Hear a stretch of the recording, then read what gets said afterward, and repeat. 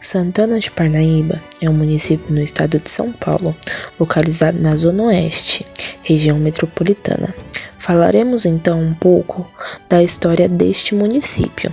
Em 1580, Susana Dias, filha de cacique Tibiriçá, juntamente com seu filho capitão André Fernandes, fundaram uma fazenda à beira do rio Anhembi, atualmente chamado de Rio Tietê, perto de uma cachoeira denominada pelos indígenas Parnaíba, ou seja, lugar de muitas ilhas.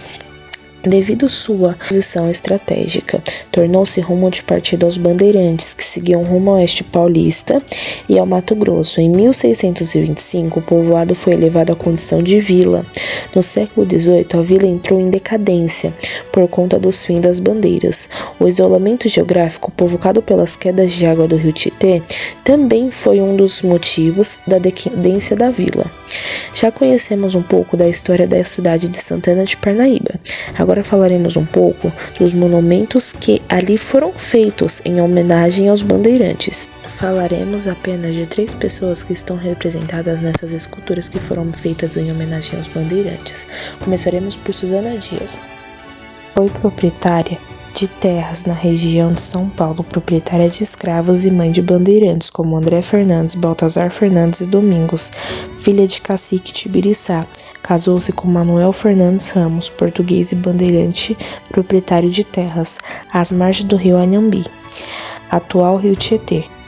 Após o falecimento de seu marido, Susana passou a administrar sozinha a fazenda. Suas terras chegaram a compreender os territórios de São Roque, Araçariguama, Itu e Sorocaba. É considerada a fundadora da cidade de Santana de Parnaíba. Em 1580, ocorreu um grande e importante interposto para as bandeiras que seguiam rumo a Goiás, em busca de escravos nativos e minérios. Bom, a segunda escultura que falaremos agora é sobre Domingos Jorge Velho, nascido dia 13 de março de 1641 e falecido no dia 2 de abril de 1705. Com apenas 64 anos, mas não se engane com esse homem. Ele foi responsável em chefiar a tropa que destruiu o Quilombo dos Palmares. Fez parte do grupo de bandeirantes que atendiam às solicitações do governo das capitanias que se sentiam ameaçados por índios e negros. Recebeu a patente de mestre dos campos. Era filho de Francisco Jorge Velho e de Francisca Gonçalves de Camargo. Foi um dos bandeirantes mais ativos do período da caça aos índios.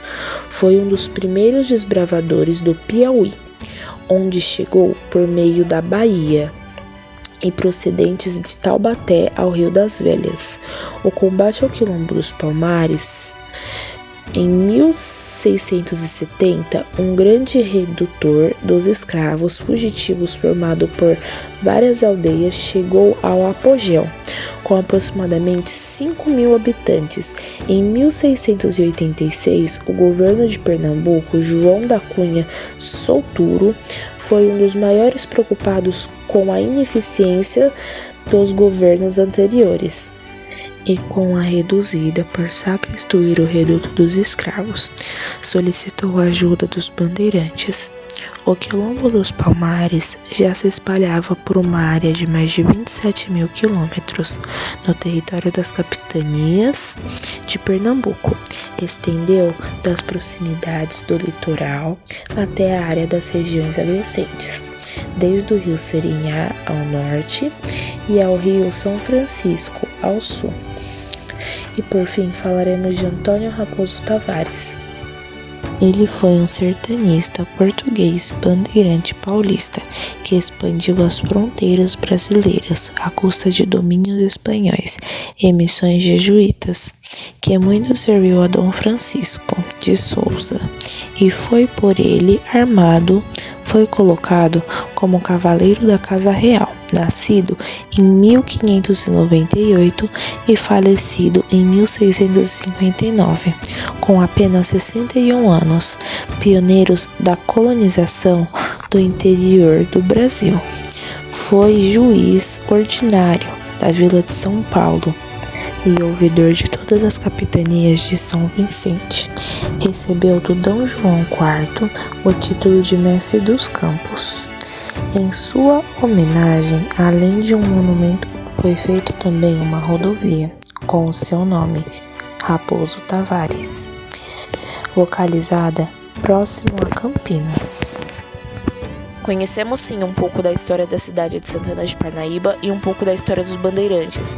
Agora colocaremos em pauta que os bandeirantes foram sim necessários para a existência e o crescimento da cidade de Santana de Parnaíba, mas deixaram um rastro enorme de sangue, dor e sofrimento, pois eles entravam em vilas, aldeias, ateando fogo, e as pessoas que não eram mortas eram feitas de escravos.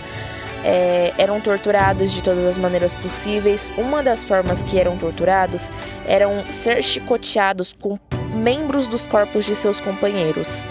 As crianças, idosos e velhos, muitos morriam, outros eram feitos de escravos. Deficientes e idosos eram, digamos que, inúteis para eles, então todos eram mortos, até as crianças. As mulheres eram abusadas sexualmente, violentadas, deixando marcas psicológicas e físicas. Os homens, além de apanhar de seus companheiros, eram feitos de escravos até a sua morte. Isso se não desenvolvessem uma doença e morressem antes.